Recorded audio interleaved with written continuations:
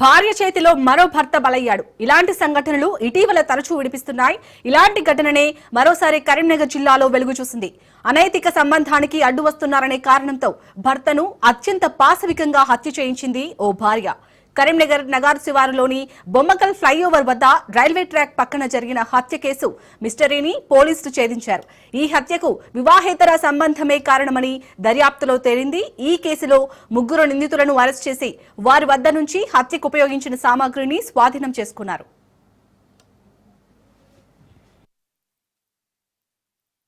దీంట్లో ఒక 45-year-old person Ailaveni Sampath dead body మన పోలీస్ వాళ్ళకి ఫస్ట్ రోజు దొరికింది.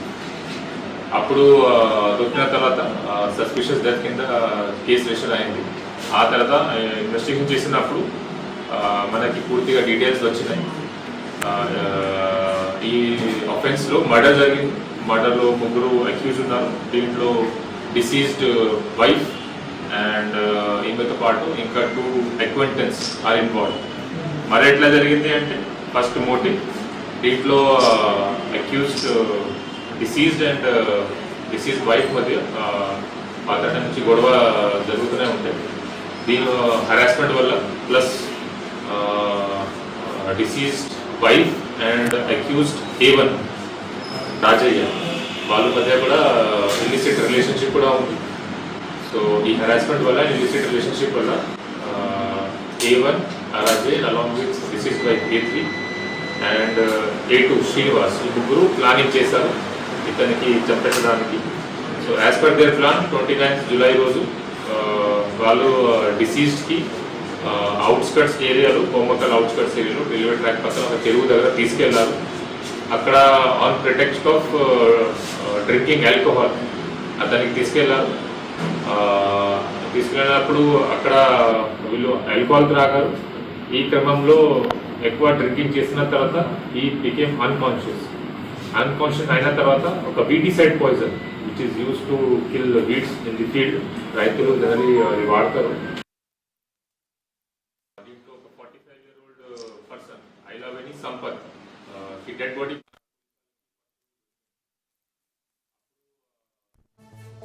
జూలై 29న కరీంనగర్లోని సుభాష్ నగర్ కు చెందిన సంపత్ రైల్వే ట్రాక్ పక్కన అనుమానాస్పద స్థితిలో మృతి చెందాడు. గ్రంథాలయంలో స్వీపర్ గా పనిచేసిన సంపత్ తన కుమారుడు ఇచ్చిన ఫిర్యాదు మేరకు పోలీసులు కేసు నమోదు చేసి దర్యాప్తు ప్రారంభించారు. దర్యాప్తులో భాగంగా మృతుడి భార్య ఐలవేణి రమాదేవిపై అనుమానం రావడంతో ఆమెను అదుపులోకి తీసుకుని విచారించారు. రమాదేవికి కిసాన్ నగర్ కు చెందిన రాజయ్యతో వివాహేతర సంబంధం ఉంది. భర్త సంపత్ మద్యానికి బానిస కావడంతో తరచూ రమాదేవిని కొట్టేవాడు.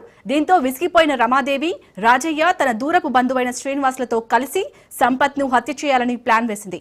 ప్లాన్ ప్రకారం రాజయ్య శ్రీనివాస్ కలిసి సంపత్ ను బొమ్మకల్ ఫ్లైఓవర్ వద్దకు రమ్మని చెప్పి అక్కడ మద్యం తాగించారు. సంపత్ పూర్తిగా మత్తులోకి వెళ్లిన తర్వాత రమాదేవి ఫోన్ చేసి అతడిని చంపమని చెప్పింది.